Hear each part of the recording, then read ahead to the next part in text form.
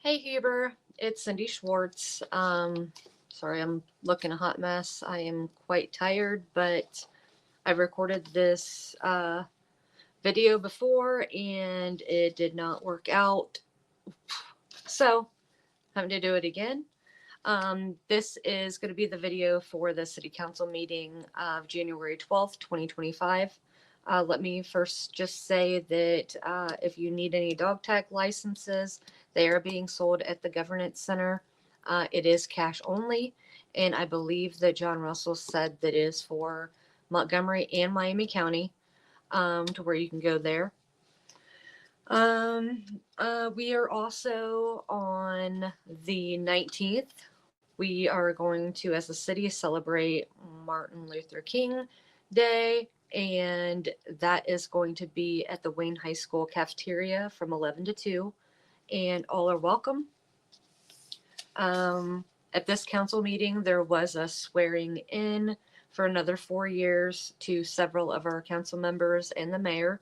So Jeff Gore, Mark Campbell, Kate Baker, Anita Kitchen, and Nancy Burge. And then we also had a motion to appoint Dr. Fred Akins as vice mayor for the year. And all of those were yes votes, except for Fred, because he abstained from voting for himself. So, congratulations to all of them. And also, congratulations to all of these businesses that I am getting ready to share with you.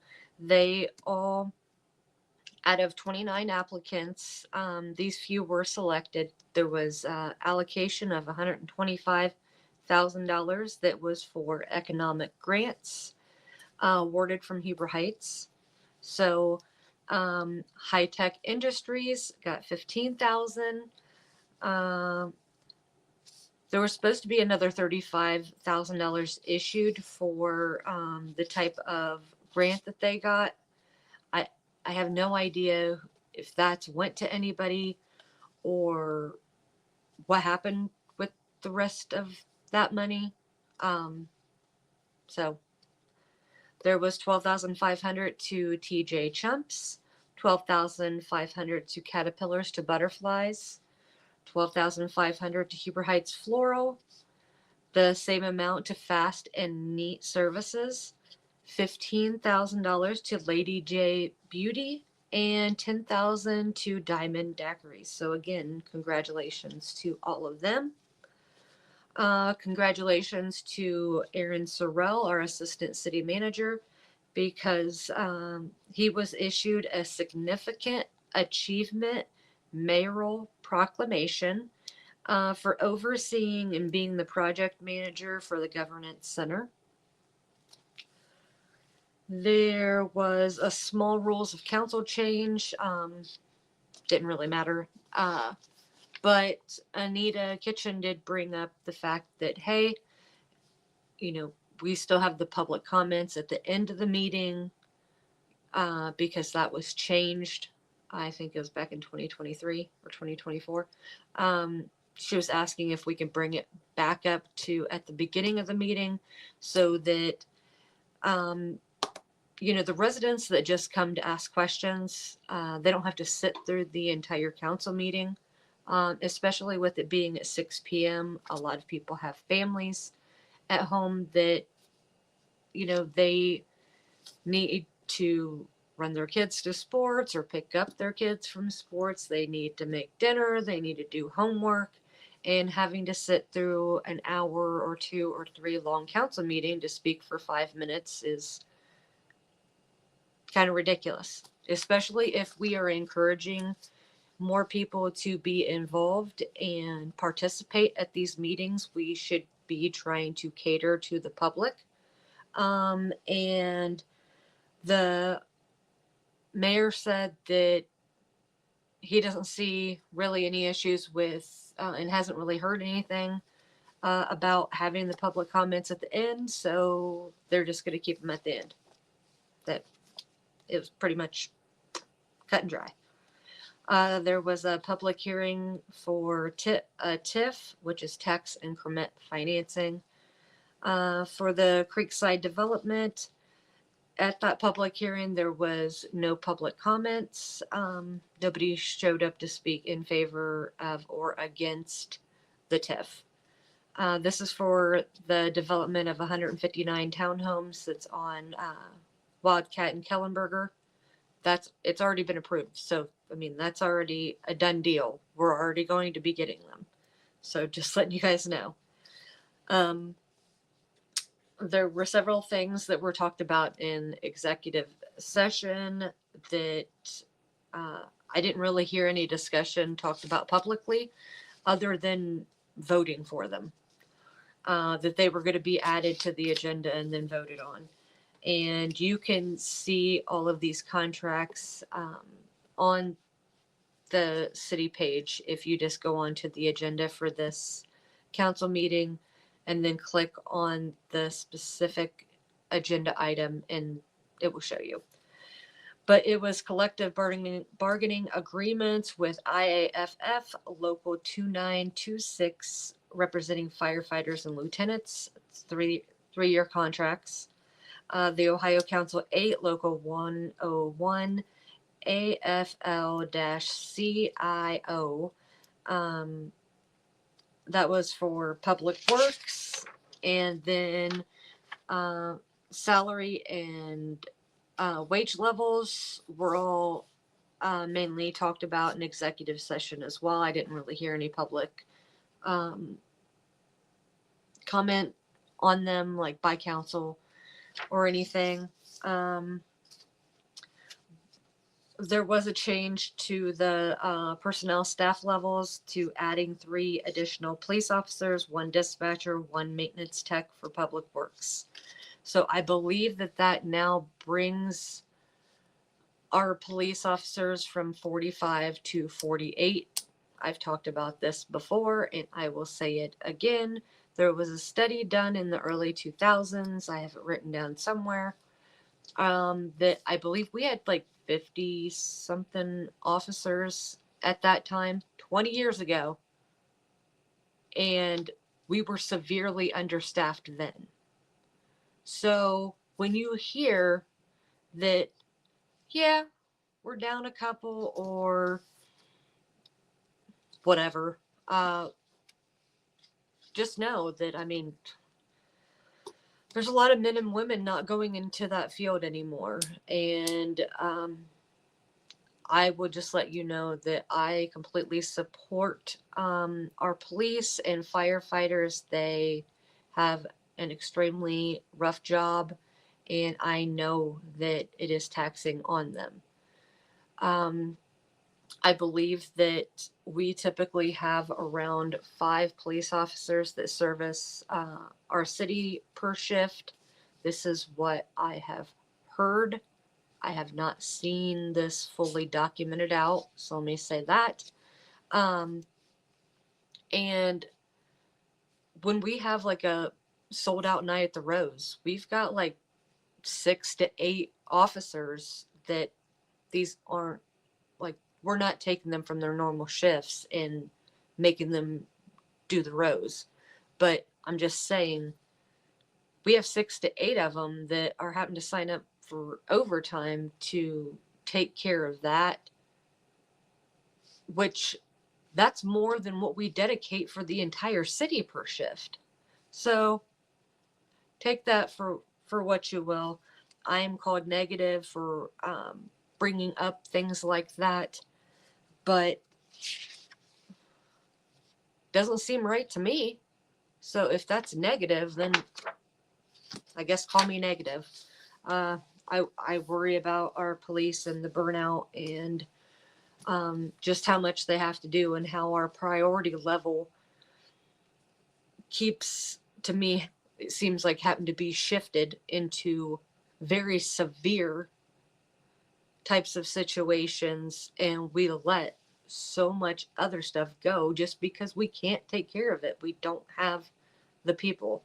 For instance, when we have snow emergencies and we need to get cars off of the streets, our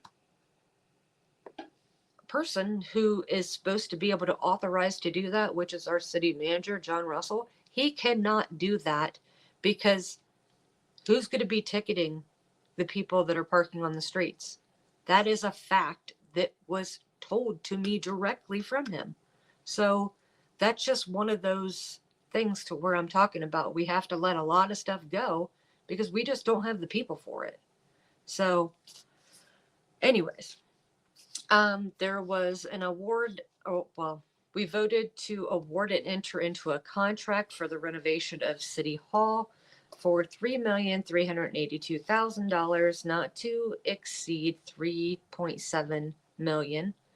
That is going to be for our tax, finance, and water department to all be in the former City Hall building. And my thing is that I understand that the tax and the water department will not have to be in the leased offices that they're currently in, so we will be saving on the leases. But when we started building the governance center that has just opened up, we made it large enough to have the senior center in there. And then the Y, the Sinclair at the Y was going to be leaving. And so we put the senior center over at the former Sinclair location at the Y, which seniors love it. I have been in there. I agree. It's a good spot for them. But that building was never downsized. The new governance center, it was never downsized. So I don't understand why some of these couldn't have went over there. Like, why couldn't finance just have went over there? But anyways, we authorized the city manager to purchase another fire engine, and that will make it to where we are going to have 2 coming in November. And we did waive the competitive bidding, but if we went with the same company that we had ordered from previous, then we had a cost savings of $220,000. So if you're going to save, that's plus. There was a donation to the Montgomery County Law Enforcement Memorial Association for $10,000, which I fully support and I'm thankful for. And that was it of the city council meeting. There were citizens' comments. The council meeting took an hour and pretty much, and then the citizens' comments almost took another hour. And that wasn't because of the citizens who were speaking. Jeff Morford, which he's almost at every single council meeting, he was cut off at 1 minute and 10 seconds. You were supposed to have 5 minutes. And then Sue White was there as a resident, and she was concerned that we have way too many fast food places, sports bars, gas stations, and the only nice place that is hopefully coming is China Cottage. And she wanted to know what the plans were to bring more quality places. So, and then this is when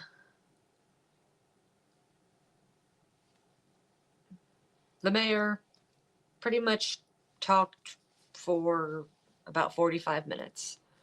And it was pretty much along the lines of what he has posted on his mayor Facebook page recently. That longer post about how you can't get into the private property dealings, how it's illegal, and how he was upset about Valvoline and just all of that stuff. Because she did also, in there about 20 minutes in, after he was talking about a whole bunch of stuff, she did say that she's seen something about QT and that she wanted to know what was going on with that too.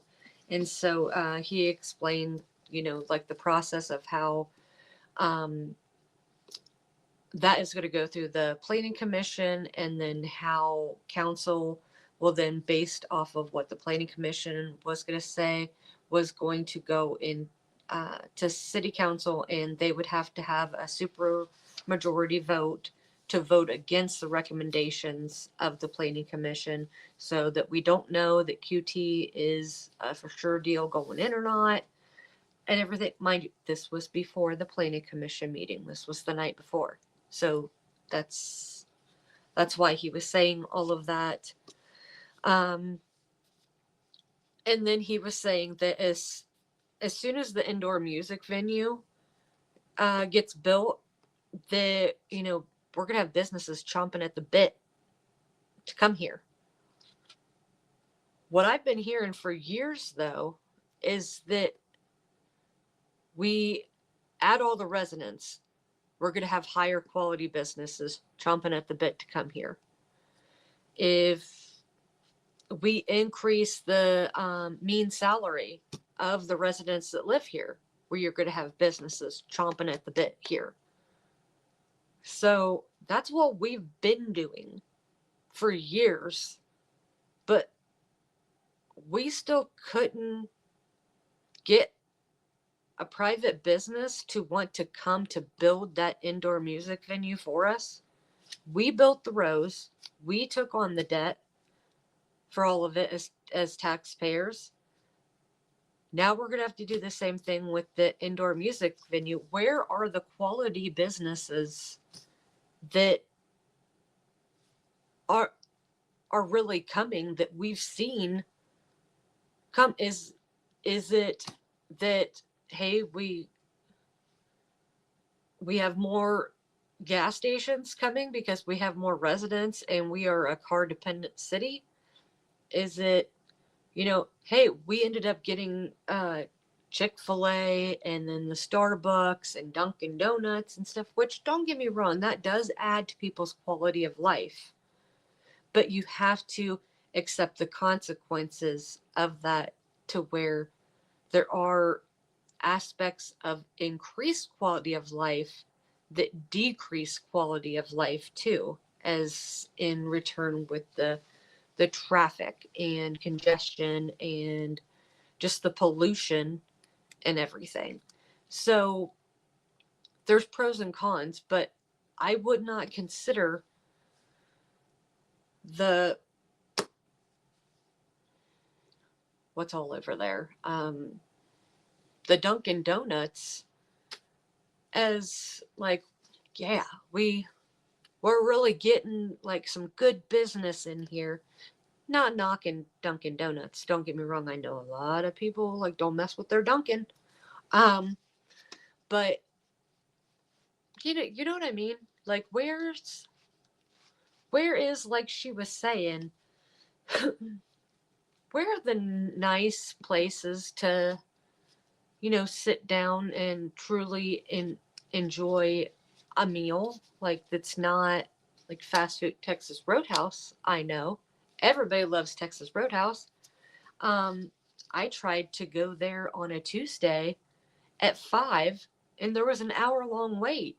And I was like, it's Tuesday and it's 5. It's not even 6 o'clock yet. So, I mean, that tells you like how much those types of establishments are needed. Um, don't get me wrong. I mean, it's not Paragon, or anything, but that's one of our nicer places, and that's what we would like to see. But it even seems like even the Dublin 7 whole thing, that's not, they haven't even closed on their land yet. And I'm pretty sure that's because they want to make sure that the city is going to be building the indoor music venue that's going to cater to give them, the business that they want. So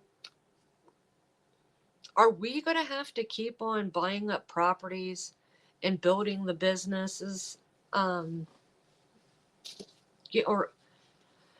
What's going on? When is the amount of residents that we are increasing and stacking on top of one another and having, like, agreeing to say yes to annex land to put in another 1,500 homes here on the, north side of Huber? Like, when is that going to be enough to where these bigger or better businesses do decide to come here on their own for us?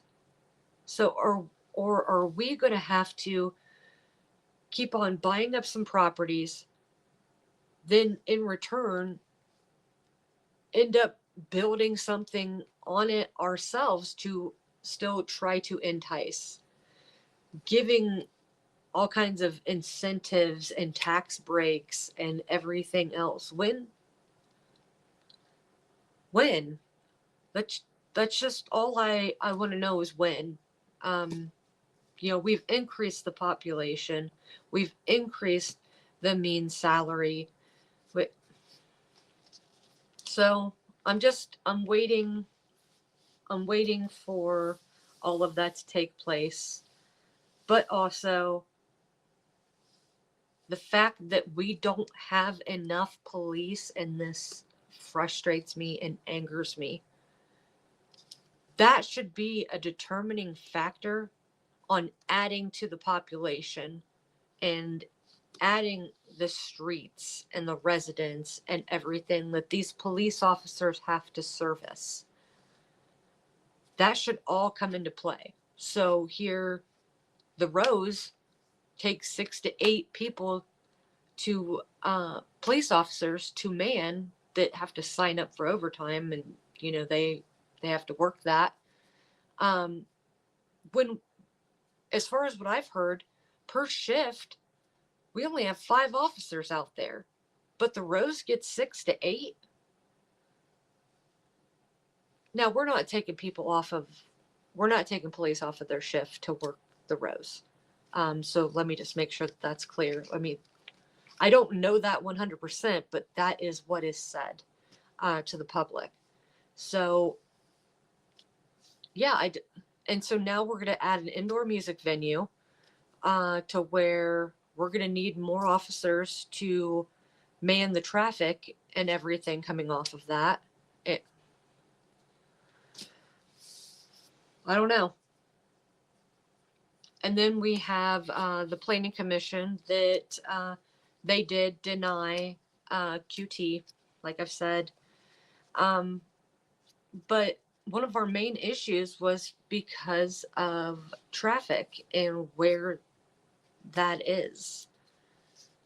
But when have we, honestly, if any council watches this or anybody that's really involved and pays attention, if anybody could tell me when we have denied a business because of traffic, I would love to know.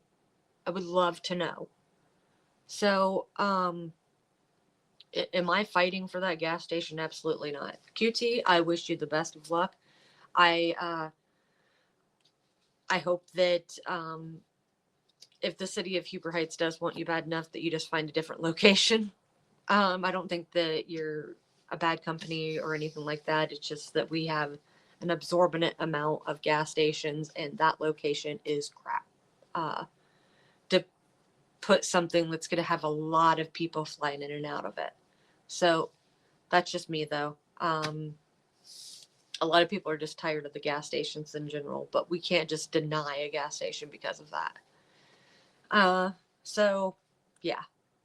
There's my take on everything. There is the city council meeting for the 12th, and a little bit about the planning commission meeting about QT. So we'll just see how everything plays out. We'll see if QT decides that they want to let it go, fight the city. I don't know. Let's hope that they don't try to fight this at all. Again, sorry for looking so good, but I pretty much look how I feel right now. So, and I wanted to get a video out to you guys. And when I did it before, when I looked a lot better, my internet was cutting out. So I didn't want to put out a video that was all choppy. I wanted you to be able to hear me and understand what I was saying. And I went through this one really fast. So hopefully not to take up too much of you guys' time, but so you guys can know what's going on, be involved. And I will say that at the planning commission meeting, typically every single time I go, there's nobody else there, except for the applicants that are, trying to get something approved. And I wasn't able to go to this planning commission meeting because I already had a prior commitment. There was somebody that I really publicly supported over here for Bethel Local Schools for the school board, and she was elected, and she was being sworn in that same night at the same time. And so I had to pick in between wanting to be there to see a friend get sworn in, and I'm super proud of her, or go to the planning commission meeting just so I could speak on why I did not feel that that should be approved. And I picked my friend. So I'm sure that everybody else can understand. But per the news, we had two people that have never been to a planning commission meeting show up to speak. So that's huge. I know that it's only just two people, but that's what I'm talking about. Like, even if they would have went to talk in favor of and support, it's public engagement. It's people getting out, going to these meetings, and sharing their opinions on what they want for Huber Heights. And that is great. So, I thank you to those two people for coming. I hope to see more of you guys. And to Lisa, that I know was there, who is a realtor, that she spoke from a realtor perspective and as a longtime resident of Huber. And I really valued her input. And I know that Scott Davidson, one of our council members, was there. I did not hear him speak, but he was there. So I appreciate that. Like, thanks you guys for going. And that's, I know that you guys probably didn't go for me, like, because I put out, something about this or anything, but that is my purpose of why I do all that I do, to try to engage people, try to talk about things, and try to get people to use their voice. So Huber can only be what you choose for it to be. And if you don't say anything, then you're letting other people decide for you. Yes, you may have elected them, they could be appointed, and they make the decisions for you. But if you are not vocal about, hey, I'm kind of not liking what I'm seeing here, they don't know. They don't know. They see it on Facebook, for a lot of things, but still, you have to make it public record. You need to go and be at these meetings and speak. So I could talk about that for like 30 minutes. So I'm not going to bore you guys with all of that. Just please, you know, follow along, watch these council meetings if you can. If you can't, then I hope to provide you with quick rundowns of them. If you listen to the council meetings and you listen to my videos, like, hey, I really appreciate it. Thank you. So I don't care if this just reaches one person or the 43,000 residents that we have. If I can get one person to be engaged, then I feel like I've done my job and what I'm supposed to do. So I appreciate all you guys. Thanks for watching, and until next week, fingers crossed, So I'll see you guys then.